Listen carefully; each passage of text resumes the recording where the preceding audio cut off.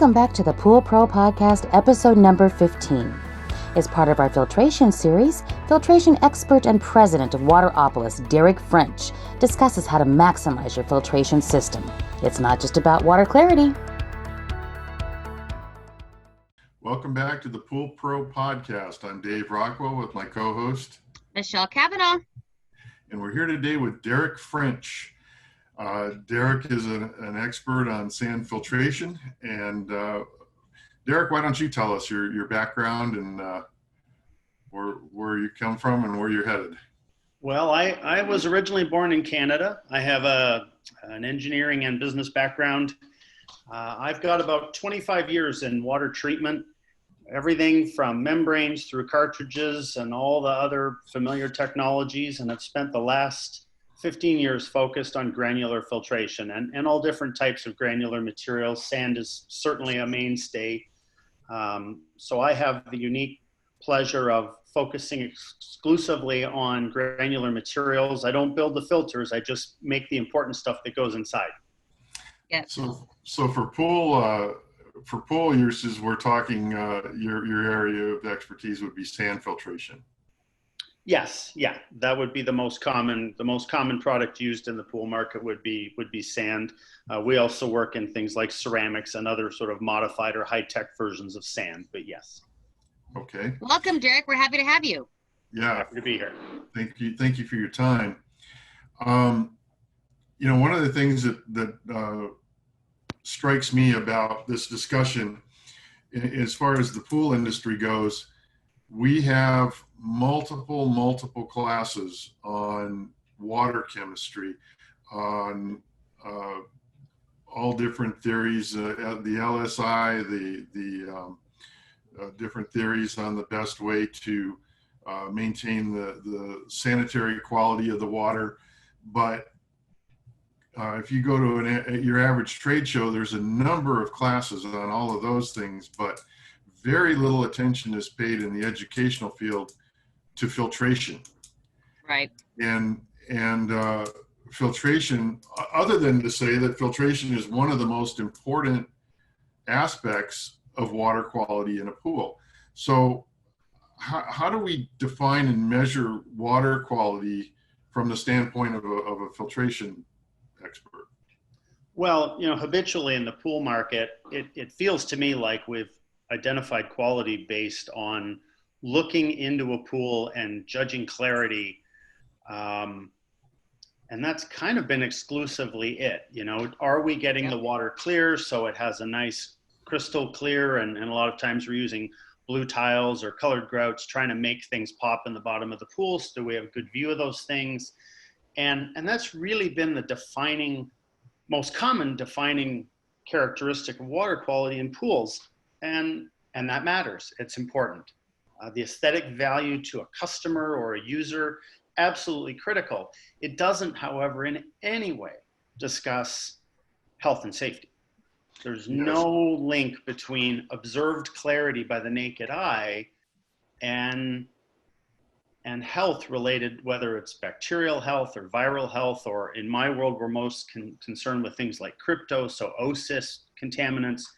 They are so far below the detection limit of the naked eye that those quality parameters, a visual representation of looking at a pool doesn't help. So much of that is also out of the purview of our test kits that we use. When we test for chlorine, we test for combined chlorine or total chlorine, but we don't break down what those chloramines are. There are some that are way more dangerous than others. They're worse than others. But we just know, okay, there's chlorine sanitizer in the pool, or is there chloramines in the pool, but it's very non-specific. The same way we don't test for any kind of living bacteria. We don't do any complicated tests because those tests, some of them are available, but they're very expensive. And so the water tests that we do are really very simplistic in their nature. Yeah, you can't manage what you don't measure. You can't manage filtration properly if you don't measure the quality before and after a filter or at various points throughout the service cycle of a filter, whether it's cartridge or DE or anything else, because you have no way to know if you're being effective or you have a malfunction. I love when people tell me that their filters run forever. Well, filters by definition are particle storage devices. That's what they are. They temporarily store particulate at various sizes until we either backwash it out or take a cartridge out and rinse it off, or knock the DE off a septum and put new DE on. We are temporarily storing contaminants and particles in that filter. If we're not actually removing any particles, filters last a long time. So if we're measuring quality, in my world, whether it's municipal, industrial, commercial, or even residentially for consumers, we have to do on-site testing to determine if filters are actually doing anything. And we have a limited number of tools we can do there as well. The most common one is turbidity. People talk about turbidity measurement, NTU measurement, nethylometric turbidity units. And they're just an indicator of, again, that's an indicator of how well light passes through a water sample, but it gives us a comparative value if we take an NTU reading before a filter and an NTU reading after a filter, or an NTU reading of water over time. We can see whether it's getting better or worse, or staying the same. So we'll use handheld turbidimeters. They're not fancy or expensive devices. When we've done pool filter evaluations, we actually go to the next step, which is laser particle counters, which I would never prescribe a device like that for permanent installation in a pool. But as an analytical method, it's fantastic for determining what we have going through or not going through a filter. So really, as pool service people, we're trusting the filter manufacturers and the suppliers of filter media to kind of have figured that out for us. But there are things that we need to pay attention to keep these filters doing what they're supposed to be doing in terms of maintaining the filters. Yeah, I mean, when we're looking at filter operation, we need to know it's doing something, and then we have to decide how often do we clean that filter. One thing that we've observed in studies, we did a rather extensive study on an indoor YMCA in Ohio, and we learned a lot about water quality in that environment, and we tried it through all the common filter materials. And one of the things that happens during the day when you have bather load is you have dirt load going into your filter. And even in an indoor pool, that dirt load is comprised of skin cells, fabric worn from swimsuits, hair. I mean, that's kind of a bulk of it. And we actually physically could see those contaminants depositing in the filter, and we see the pressure drop increasing through the filter during the day as the filter takes up more and more solids. Then at night, when the pool closed, the water's still recirculating, it's doing what it needs to do, it's being pumped around, it's being pumped through the filter on a continuous basis. We actually see the filter differential or pressure drop across the filter decline overnight. So what's happening is the oxidizers in the pool are hydrolyzing or dissolving the organic contaminants that we've removed during the day and dissolving them and now putting them in as dissolved organic content back into the pool water. And it's often those organic contaminants that leads to chloramine production and chloramination of water when it's combined with ammonia and nitrogen-based products. So over a week's run, every night we saw this drop off in pressure and this change or degradation in potential pool quality. And as a result, I'm an advocate on more frequent backwashing, because if we're not backwashing more frequently, we're actually dissolving the things we filtered out back into the water and decaying our water quality. Yeah. So that's an argument here in favor of a filter that can be backwashed. I know in Southern California and southwestern United States, cartridge filters kind of dominate the market, and it's very difficult because of our water situation out here to sell the clients on changing the water in the pool. So without the ability to backwash, these things just build up in the pool over time. And again, even though the water looks clear, the pool's algae free, our test kits don't necessarily measure all the contaminants that are in there, but it's something we don't really kind of give thought to. But changing the water in the pool sounds like it's an important thing to do. Yeah, and I mean, the Europeans for years and the Canadians have mandated a certain amount of discharge per bather per day, and that's in an effort to keep a mass balance in the pool and to prevent the accumulation of both organic and inorganic contaminants in the pool. And if you're going to have to discharge water, it just makes sense to do that via backwash of a backwashing filter. Just dumping water out without putting it to purpose doesn't seem very prudent to me. So if you have a backwashing filter, that's the time to do that.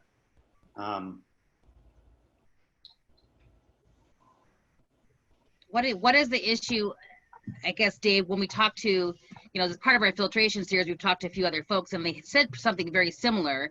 What is the issue, I guess, Derek, from your perspective, with the cartridge filter versus a sand, as far as the quality is concerned? I think, even James Amburgey, when he spoke about it, talked about that very issue, and backwashing was certainly one of them, because I think you said, Dave, sometimes they go 6 months without backwashing or doing anything before the of those that are using sand. But what about the washing of just the cartridge filters? I think that's an issue, is it not? Go ahead, Derek, do you have a thought on that? Yeah, I mean, the first thing that people have to remember about cartridges, and for that matter, granular sand type filters, these are nominal filters. They aren't using absolute values. When someone sells you a 20 micron cartridge, it's removing some percentage of particles at 20 microns. Yeah. And you have to drill down in the data to find out whether that's 20% of the 20 micron particles or 60% of the 20 micron particles or 90%. And people have to remember that filters are nominal devices. So if a filter isn't accumulating pressure drop, if it's not capturing particles, it's not helping your water quality, and it's not getting any pressure drop.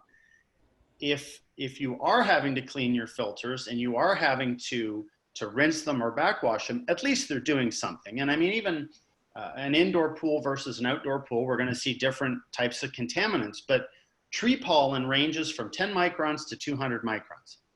So even if you're in a treed area or in a windy, bunch of deciduous trees around, you're going to end up with tree pollen in the early parts of the season, and your filter's only going to pick some of that up. And if it's not picking it up, then the filter's going to have an inordinately long life. So, right.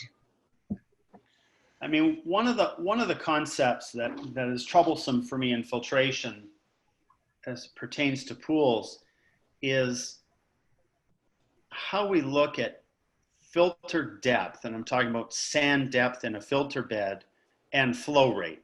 And if you listen to somebody like Dr. Amburgey at UNC Charlotte, he's an advocate of dropping filter flow rates to 10 to a maximum of 12 gallons per square foot. And I'm an advocate of that as well. I provide technical assistance to filters in all sorts of applications, industrial, commercial, municipal, and we never go above 12 gallons a square foot. In fact, 10 is kind of our max.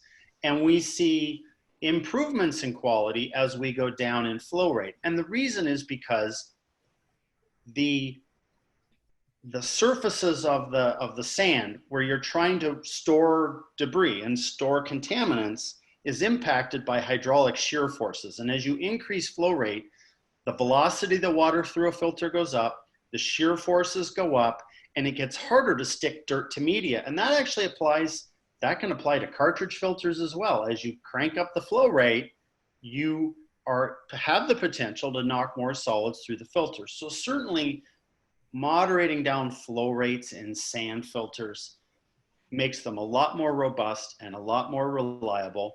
But the other thing we have to remember, as a particle storage device, we need a certain amount of filter material in there. Yeah. Because we're sticking things to the surface of the grain. Filter sand, in general terms, is usually a what they call a 20-40, which is a 20 to 40 mesh sand, is a 0.5 millimeter. It's 0.5 millimeter sand. 0.5 millimeter sand, the openings in the sand are roughly 80 microns in size. We're trying to take crypto out, that's 3 to 5 microns. We're pushing it through holes that are 80 microns in size. There's no sieving going on here. We're not doing a sieving or straining. This isn't that type of mechanism. We're trying to get the crypto particles to come in contact with the surface of the sand grain, and it's most likely going to try and intercept in a low velocity area where there's a good attachment, and then that particle has to stay attached until we backwash it out. If you change the flow rate through a filter, you actually run the risk of discharging solids. So the first thing with a filter is you never change the flow rate. Once it's running, you leave it alone. Until you backwash it, that flow rate shouldn't go up. Up is bad.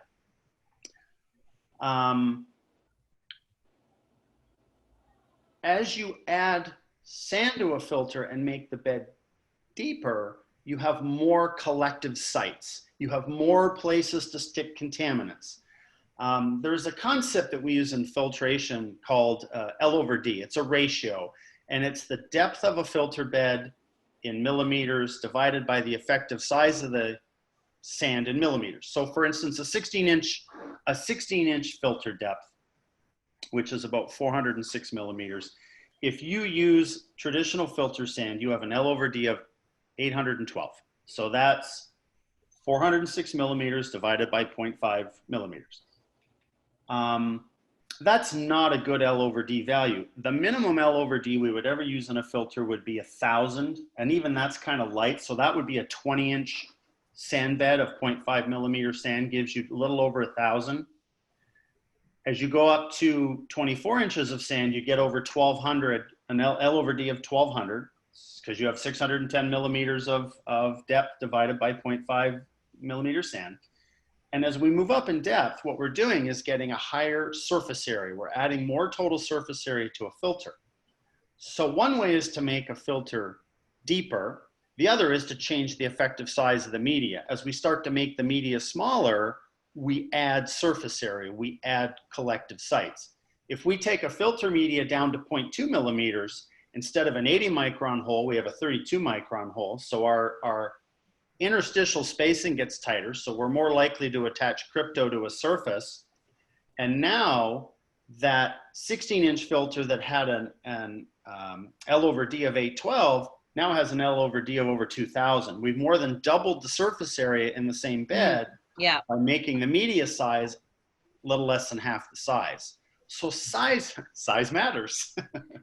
So just one time, that's the case. Yes, this one time, size matters. So we start looking at, can we make the average size of the media smaller without making it prohibitively or creating a hydraulic bottleneck? Because that's your risk. As media gets smaller, your hydraulics gets a little tougher and your clean pressure drop goes up. And a lot of existing pools would struggle to get the number of turns they need a day if we increase the back pressure on the pump. So as we start looking at improved filters, whether it's deeper beds or smaller material, we do need to address pumps. We need to look at pumps and make sure that we can get pressure drop across a filter and still get the number of turns we need in a day. So all of this ideally would happen at the time the pool is designed. The hydraulics, the pipe size, variable speed pumps make it easy to dial in the exact flow that you need. But there are also a lot of times the capability is that they're a 3 horsepower or a 5 horsepower pump, and they actually could pump too much water too fast through the filtration.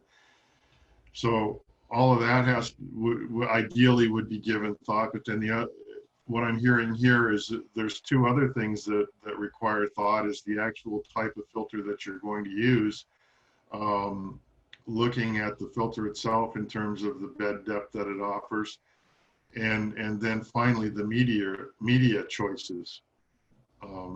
So if you select a filter that's got the right bed depth, then maybe you could talk a little bit to us about the various media that's available for sand filters, because there are some alternatives to just sand itself that I'm hearing about now. Yeah, there are a bunch of alternatives. You know, we've looked at sand, we've looked at crushed glass, we've looked at zeolites, and all of them have varying performances and varying lifespans. If you can keep the media clean, so you're not contaminating with either organic or inorganic contaminants, so whether it's biofilms or carbonates or sulfate precipitants, those things aside, media lasts a very long time. So if you can keep media clean or get it clean time to time with some sort of proper cleaning regimen, filter medias can last extraordinarily long time. Zeolites tend to be softer. They have a softer structure. They crush more under high pressure differentials and maybe don't have the rigidity that we need for extended service lives, but certainly glass, sands, and ceramics all have extended service lives. As we get down into finer grade medias, shape starts to matter. So when we look at ceramics, for instance, we will try to make the material as spherical as we can and still make it rough. And the reason we talk about roughness has to do with hydrodynamics and shear forces and trying to capture crypto on the surface, and roughness of media makes a difference in that. And as you get down into finer materials, round materials have better hydraulic characteristics than crushed or angular materials. So when we start getting into finer materials, we have to pay attention to shape. When you're in the larger materials, 0.5 millimeter or up, shape is less of an issue on pressure drop.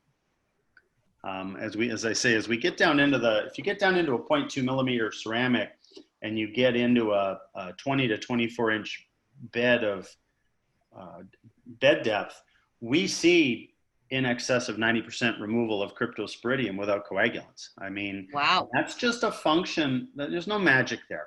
That's a function of surface area, and small interstitial spacing, and just having a lot of places to capture things like crypto on the surface. There's no magic there.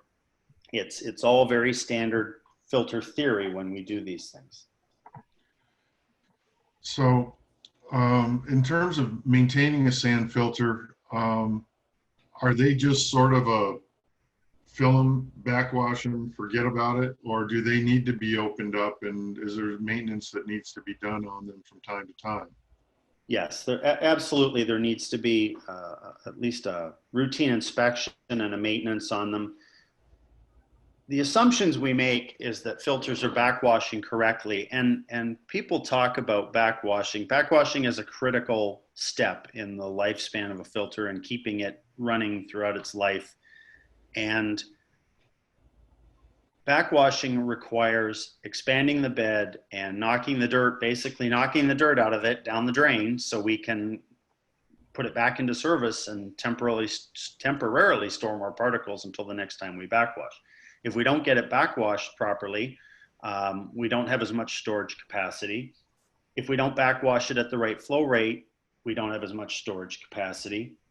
If we over backwash it, we run the risk of moving material out of the tank and losing it down the drain. So periodically we need to open those filters and make sure we have the appropriate amount of depth in that filter so we know it's doing what it needs to be doing. If we've lost material, we're losing depth, so our L over D is changing and we're losing storage capacity. And we talk about backwashing expansion, and the reason we talk about backwash expansion is it's a surrogate for fluidization. By definition, when we fluidize a filter bed, we expand the bed upwards in a backwash, separating all the particles and creating a high velocity environment where the particles are moving and rotating in the fluid that's going upwards rapidly, and we're shaking off all of the dirt we've accumulated. Despite popular belief, the grains of sand don't actually touch. By definition, in a fluidized bed, they're all separated by water flowing upwards. So the grains never touch. And James actually did some research in that early in his doctorate on proving that out. So we have to get that bed expanded and get it out. And in order to get a bed clean, we need a minimum of 20 to 30% expansion. 30% is considered optimal. So, you know, a 20-inch bed of material has to grow 6 inches higher when it's backwashing in order to get the dirt out of it.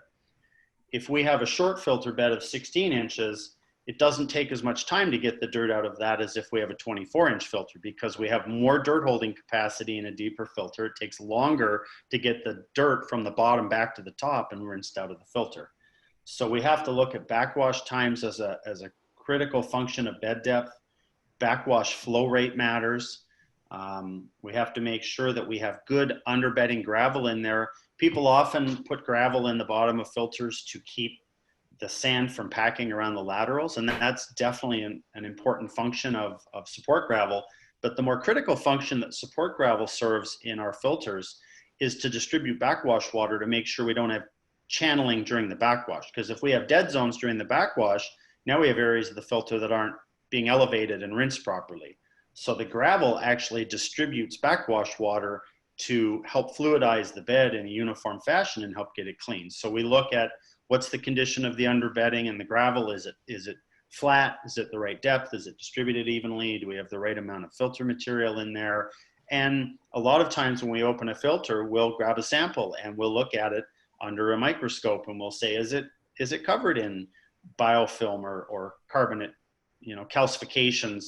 Because those will change the way a filter performs. And then you can figure out, is there a cleaning regimen to help recover that material?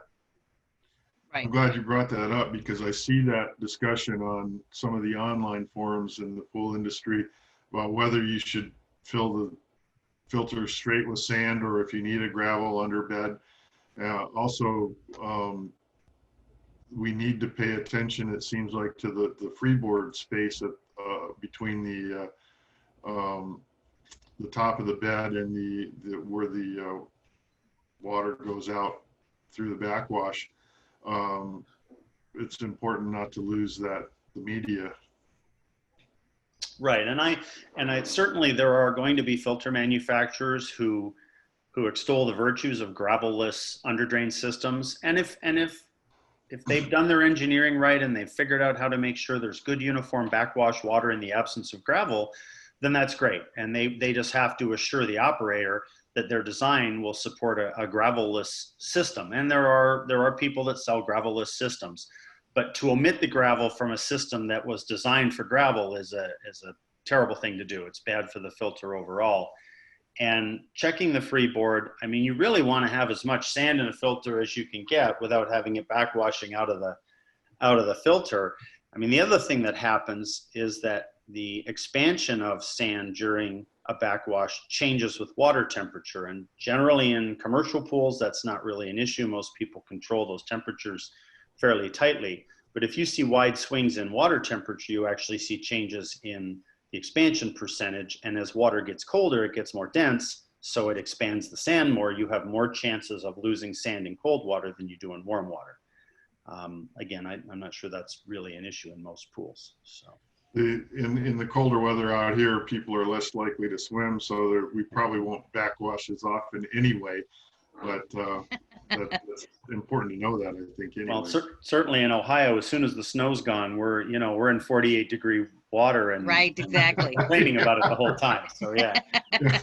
Anytime it gets above freezing, that's short sleeve weather.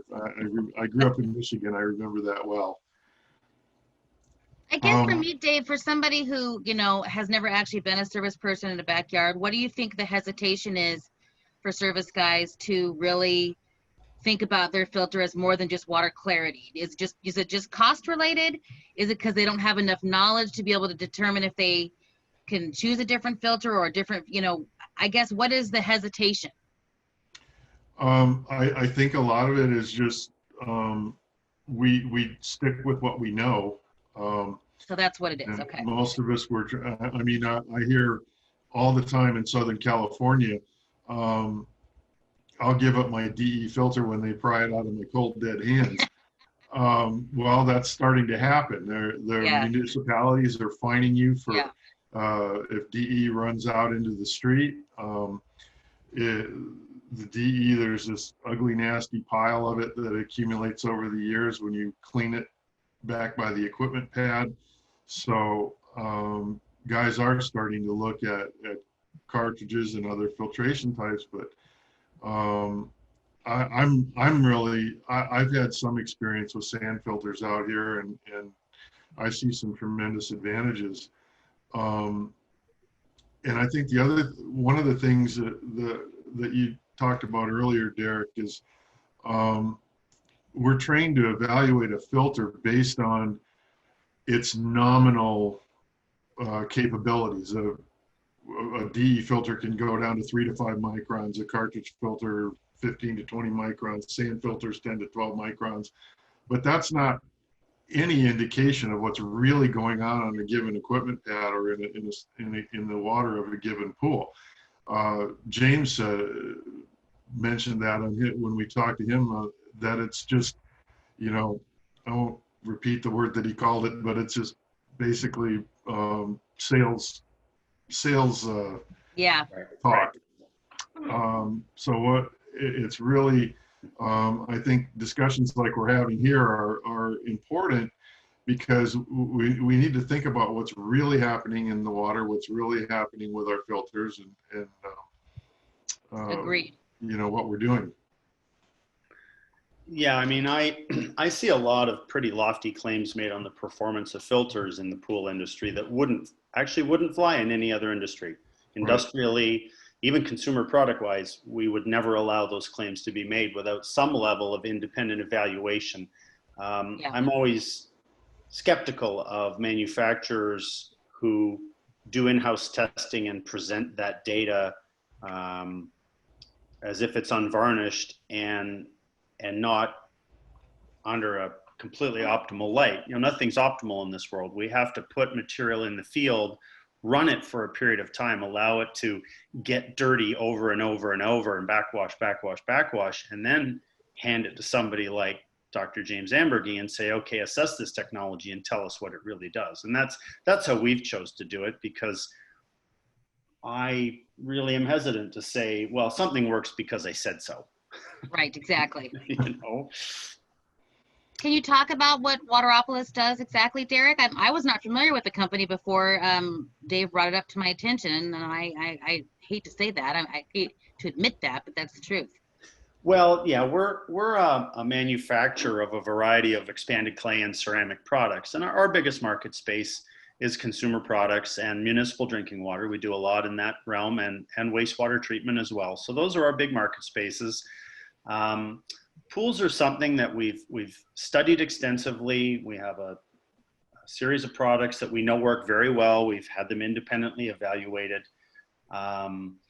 We've struggled a little bit because people do the same thing over and over in the pool industry. There has been a resistance to change.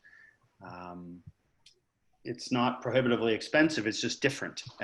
So we've struggled with that a little bit. But for the most part, we're engaged with all sorts of industrial and commercial filter applications, and primarily sell our product to people that build filters and help guide them in their efforts to build a better filter, something that's effective and affordable and has a long service life. And that's really all we do, is manufacture granular materials and sell support products like gravels and things and sand that go along with them. So. What is the pool sand filter material called? We have a product line called Seraflow, which is a fine grained ceramic. We make it in 2 sizes, and we've tested both for 2 to 5 micron particle removal. Our Seraflow 70 is capable of removing well above 90% of crypto in a single pass at 12 gallons a square foot without coagulants. So that's the one we're prescribing for pools, but it's a third the size of filter sand. So it gets implemented differently. Pressure drops are different. It removes a lot more dirt from a pool. So it's going to backwash more often, although it uses less water when it does backwash.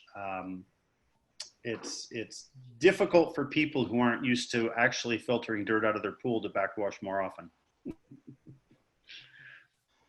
So but from what I understand and what I've heard both from James and I've heard about your product is that it can actually eliminate the need for a coagulant like aluminum.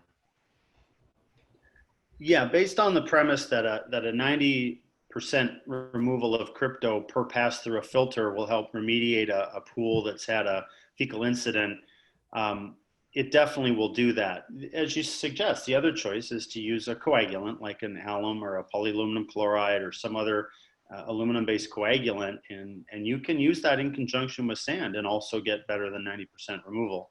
But now you're into that position of having to calculate and dose aluminum coagulants correctly, because of course underdosing and overdosing actually don't help a filter.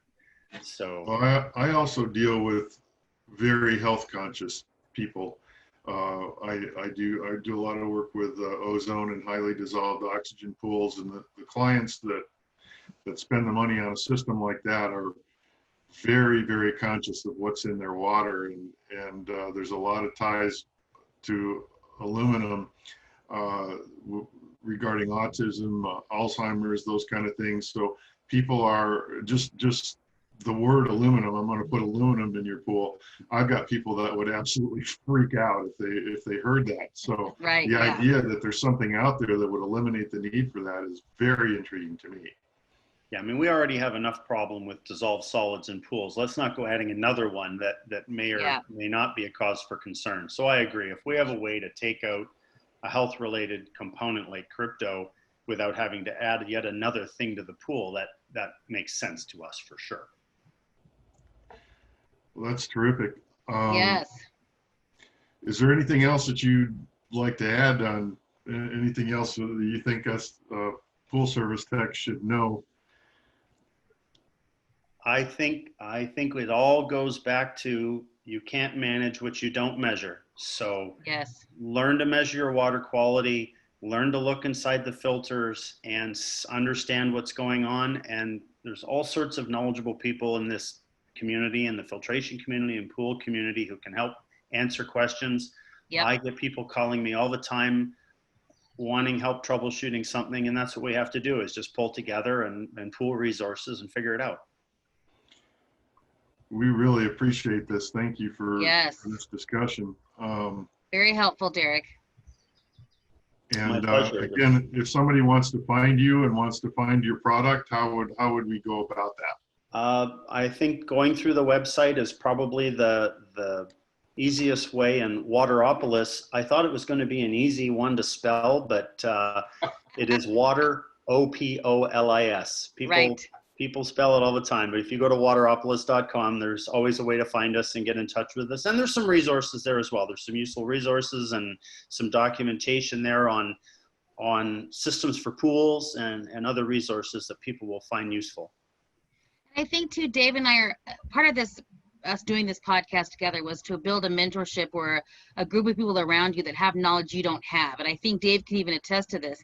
He has a group of people that if he has a problem in a backyard pool that he doesn't know how to solve it, he has a number of people that he can contact that are specialists in certain areas that can answer his question. And we highly recommend that. That's why we're doing this podcast, why we started it, is to build a group around you that can answer questions when you don't know the answer. And this is a perfect example. Someone like Derek or, Dave even, you can always email us, Dave and I, and we can, get you to a person that can answer your question. It's important to have that group around you that can really support you in a time of need, and we encourage that highly. Fantastic. Thank you so much, Derek. We appreciate it, Dave. This is great. Thanks. Yeah, Thanks so thanks, much. Derek. Okay. Have a wonderful day, everyone. Stay safe out there. Bye now. A new voice in the industry, a resource for all, education for you. This is Pool Pro Podcast. Build relationships and share important news as we get ready for our next backyard adventure. Pool Pro Podcast. Backyard adventures are better together. Please take a moment to share, like, and review our content with all of those that would be interested.